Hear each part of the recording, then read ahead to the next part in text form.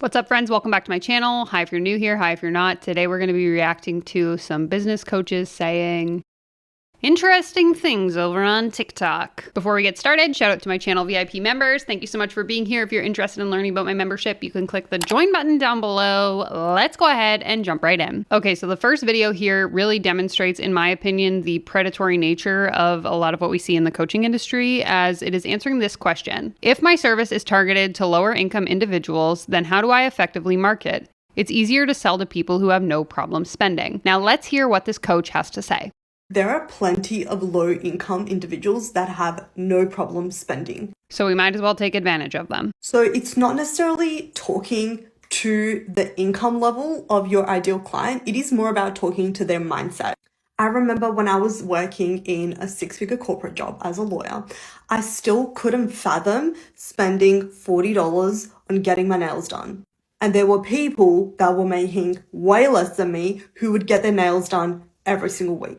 And that was a mindset thing, because at that time I was in a scarcity mindset and the amount of money in my bank account did not matter.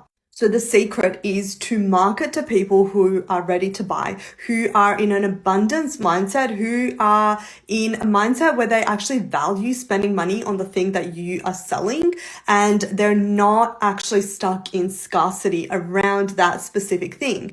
And so when you start speaking to those people, sales become easier, and this is regardless of how much money they're making or what income bracket they're in. It is my opinion that this sort of narrative that is taught throughout the coaching industry, this isn't the first individual I've heard say this thing, is what perpetuates the fact that coaches believe you should go into debt to afford their coaching. So essentially, in my opinion, what she's saying is it doesn't matter if the person you're targeting is a low income or high income individual.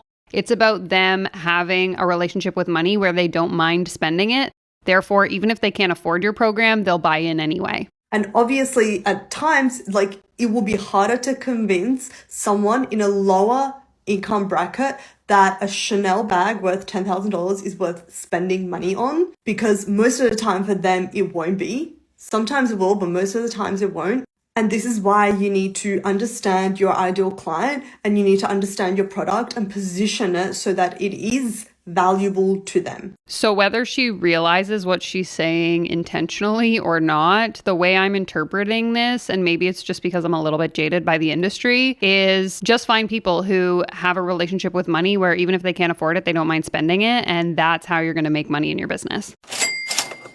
Seems problematic to me, but I'd love to hear your thoughts. Okay, next up we have a video titled, "To have a high-level business, you need to have a high-level mindset." You want to start signing more high-ticket clients, but your offers don't support a high-level business. Here's what you're going to do. First of all, you're going to stop playing small. In order to have a high-level business, you have to have a high-level mindset. And playing small has gotten you nowhere so far. As a coach, you have to remember that you are always subtly converting people or pushing them away by how you choose to show up in your business. And what it really comes down to is the little details. Everything from your brand identity and its design and the value that you provide, it all provokes emotion for the viewer. Your content actually conditions your prospects and helps them decide whether or not they should buy from you. Which leads me into my next point, attending to buyer behavior. Put yourself in your own prospect's shoes. If you landed on your social media or your website or your link in bio, would you buy from you?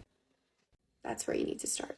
Okay, so for context, on the opening screen of this video, it says how to sign high-ticket clients, but nowhere in the video did she explain how to offer a high-level service that warrants a high-ticket price tag. Instead, what she's suggesting, again, in my opinion, is it all comes down to your mindset and your belief in yourself, which I've talked about in other videos, how a lot of these coaches will say, it's not about providing more value, it's about showing up more confidently. So essentially, what I'm interpreting from this video is that if you believe in yourself enough and you believe that you are worthy of making more money, you can then charge your clients more money regardless of what the actual value of the service you're providing is.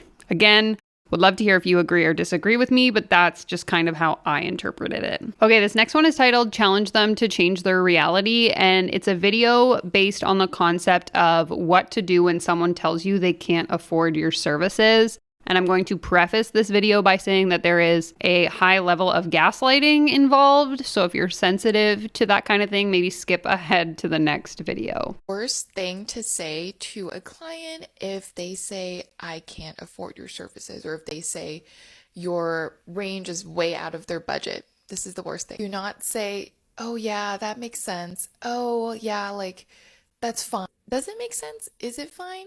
I feel like maybe it's just me, but if I prioritize something in my life, if I prioritize an investment, a coach, a course, and if I don't have the money for it to really get the things that I want, I don't know why it should make sense. Instead of affirming to their beliefs, what if we start to challenge them and ask, what is getting in the way of you being in this situation where you can't invest in things that you truly want? Why should that be your reality? What's getting in the way of you changing that? This seems really insensitive almost. If I'm pitching my services to a client and they're telling me I don't have the money, I can't afford that. And rather than my response being like empathetic, instead I'm saying, Well, what's standing in your way from being able to afford it? I don't know, maybe my bills and my livelihood are a priority over paying for your coaching services. To me, again, sort of what I was echoing in the first video that we watched, it seems to me that this really is the type of narrative that would encourage someone to open a line of credit, pay for it with a credit card, rather than actually being able to afford a program in cash. It's like, Well, if you sign up for my program, even though you can't afford it, it will be able to help you create the life where you could afford it. when the reality is, as we know, if you've watched any of my other content, oftentimes that's not the truth. And the ROI you get on these coaching programs is not actually monetary. It's just fluffy, I feel better about myself bullshit. Okay, I feel like all the videos I picked for this video in particular seem to have the same theme, and maybe it's just because a lot of these coaches are taught to say the same things and to believe the same things. But when I watched this video that we're about to watch right now, I was just thinking to myself, like, where is the value? The reason your offer is not selling has nothing to do with the price, and it likely has nothing to do with the product either. Let's take, for example, Starbucks. Starbucks sells right now my coffee, no word of a lie, for a venti cost me $7. Now, I am not buying a Starbucks because the beans particularly taste the best. The reality is people buy Starbucks because of brand. The best part about this is that regardless of what industry you're in, you can charge a premium regardless of the product simply based off brand. But most importantly, it means understanding your brand values, your brand tone, and your brand archetype. By understanding your brand archetype, what you're doing is you're categorizing yourself, and as a result, setting an expectation for anyone who finds you of the experience. This is why when you walk into IKEA, you don't expect things to be crazy expensive. And this is also why when you walk into Chanel, who is a totally different archetype, you expect everything to be expensive. If you know your archetype, you will know how to market. And if you know how to market, you'll know how to set the expectation. Okay, in my opinion, this proves the point of how so many of these coaches are really excellent marketers and they're excellent at portraying a particular brand identity, but then not necessarily carrying that through in the products and services that they deliver. And so I say this because I featured a particular coach in this video right here who is really good at marketing. She's good at branding. She's good at sales. And she has built a 7-figure business essentially from people that I've talked to who have been through her programs on a mountain of fluff, for lack of a better term. People are just paying to be in her energy, but that's besides the point. This video that we're watching right here really is an example of this, in that all you have to do is create a brand and market yourself in a way that seems high ticket, but in no way, shape, or form is this particular individual saying, you actually have to provide a service that equates to the prices that you are charging. And I say this knowing that I have looked at this coach's content and I know she charges upwards of 5 to 6 figures for her services. And obviously, having never been a client, I don't know if her services are worth that, but it's just this common perpetuation of pick a price tag, market yourself at that price tag, and your experience and level of expertise is kind of irrelevant as long as you can convince people or dupe people into paying for that service. I don't like it. Okay, last video for today. I know this was a quick one, but I just wanted to provide you with some content while I'm in the midst of moving and I didn't have a whole lot of time to film. So let's go ahead and watch this last video together. If you are a photographer, a realtor, a hairstylist, a makeup artist, a designer of any kind, a nutritionist, a personal trainer, any sort of coach that is any sort of person that is seeing one-on-one clients right now, this is for you, and the TikTok algorithm has done its magic. Now, if you are currently making the amount of money that you want to make from your one-on-one clients and you don't feel overwhelmed or super busy or crazy, you don't need to watch this. Just know that you are not alone, and there's actually another way. Another way that you can still be in the industry that you're in now, helping people, but that takes so much less of your energy and will reap such a bigger monetary benefit than what you're currently doing. It's called, wait for it, an online course. Okay, gonna pause this here because this is the problem that I see time and time again, is that coaches like this encourage people, rather than providing the service in the industry that they actually want to provide the service in, they instead become the teachers of people who provide the service in that industry. So we see it in the fitness coaching industry, where fitness coaches leave fitness coaching to become business coaches who coach fitness coaches on how to run a fitness coaching business. She is essentially suggesting, if you're a realtor, rather than actually sell houses, you become a coach for other realtors. If you're a hairdresser, rather than actually provide hairdressing services to clients, you now become a coach of other hairdressers on how to build their hairdressing business, thus taking the people out of the actual service and just turning them into robots, essentially, where they coach other professionals in that industry to do the thing that they used to do. I don't like it. So now before you turn this off and say, oh, that's so cringy, I don't want to do that, just hear me out for a second, okay?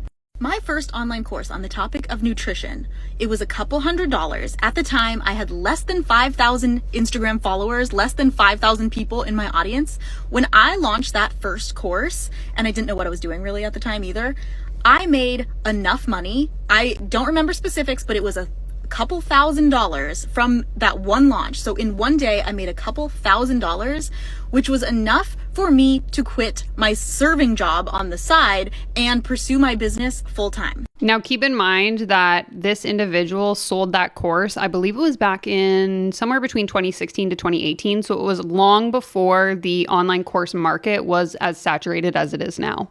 A couple years later, I've obviously grown my audience at this point, and I have other courses that I sell, but it's not unusual for me to make $300,000 in a month from selling a course that I created years ago.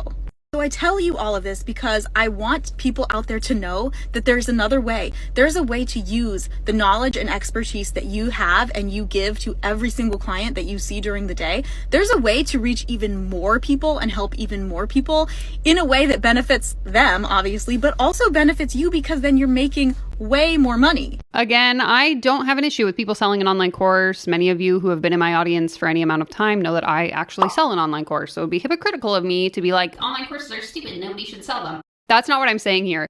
What I'm saying here is that, in my opinion, this person is obviously very motivated by money. The whole spin on this is if you want to be able to make a ton of money, stop doing what you're doing and start selling a course teaching other people how to do what you're doing. Maybe it's just my values don't align with that messaging. It just seems very short-sighted almost to be like, you enjoy photography, you opened a photography business, why don't you stop doing photography and just start teaching other people how to do photography? At the end of the day, there can only be so many courses teaching people how to do a specific thing. And so it just seems unrealistic to me to have this expectation that anyone who's ever done anything can now make a course on how to do that thing. Because where are the hairdressers going to be? Who's going to be the realtor? Who's going to be the photographer if we're all just teachers teaching other people how to become hairdressers, realtors, and photographers?